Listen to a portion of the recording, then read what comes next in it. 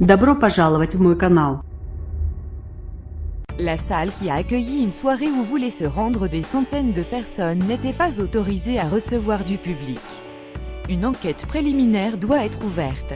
Le Monde 2018 à 20h40 mis à jour le 2018 à 20h51 par Julia Pascual. Il y aura une enquête préliminaire sur les conditions d'organisation de cette soirée, annonce au Monde Antoine Pesme, vice-procureur au tribunal de Créteil. En cause le défaut d'autorisation et de mesures de sécurité adaptées. L'établissement n'était pas autorisé à ouvrir, explique la préfecture du Val-de-Marne. Le propriétaire et le gérant des lieux avaient reçu différents courriers depuis 2016 qui leur rappelaient l'interdiction d'exploiter le hangar pour y recevoir du public, appuie Christian Fautré, communiste, maire par intérim de Champigny-sur-Marne. Situé dans une zone industrielle, le lieu était dans le collimateur de la municipalité, car il accueillait notamment les activités cultuelles de la communauté évangélique Église Amour de Dieu, alors même qu'il n'était pas homologué en tant qu'établissement recevant du public. Des vigiles débordés, l'affiche annonçant celle du réveillon du 31 décembre promettait pourtant une grande affluence, de 21h à l'aube.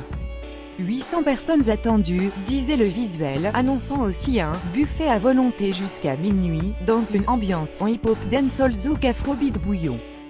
L'affiche invitait à faire circuler largement l'information sur Snapchat, application de partage de vidéos et d'images, très prisée des adolescents et des jeunes adultes. C'est justement par ce biais qu'Ali Madini, 17 ans, a pris connaissance de l'événement. J'étais avec un ami. On a vu la soirée sur Snapchat, rapporte-t-il. C'était 15 € pour les garçons avant minuit. Ça nous a intéressés parce qu'on est mineur et qu'on ne peut pas aller en boîte de nuit. Ali Madini habite une autre commune du département, Chevilly-Larue, et se rend à Champigny en transport en commun. Le RER était blindé de gens qui allaient à la soirée, se souvient-il.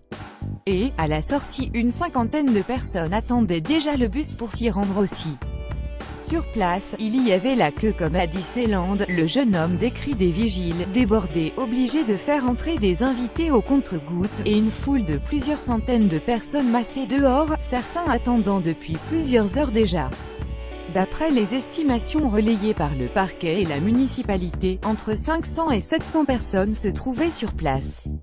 Il y a eu de la colère, de la frustration et puis une panique générale, restitue Christian Fautré, premier adjoint à la mairie. Ils ont rendu les gens fous, les vigiles ont commencé à dire que seuls les majeurs avec leur carte d'identité rentreraient, relate Ali Madini. Puis ils nous ont dit de rentrer chez nous, un premier muret extérieur en briques cédant sous l'effet d'un mouvement de foule. D'autres images ont circulé sur les réseaux sociaux montrant une paroi de la salle en plaques de plâtre cédant à son tour et des grappes de personnes faisant irruption à l'intérieur. C'était le carnage. Les gens étouffés, ils se marchaient les uns sur les autres, les filles en jupe faisaient des malaises. Toute la foule poussait, témoigne Ali Madini.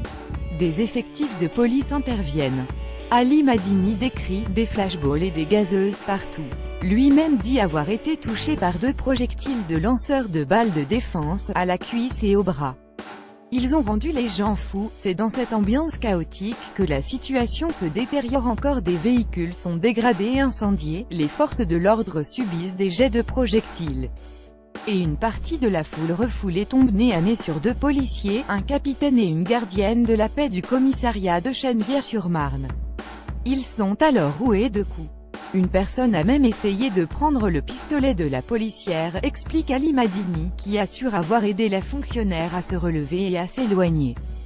Mardi 2 janvier, aucune interpellation n'avait eu lieu dans le cadre de l'enquête ouverte pour violence en réunion contre personnes dépositaires de l'autorité publique.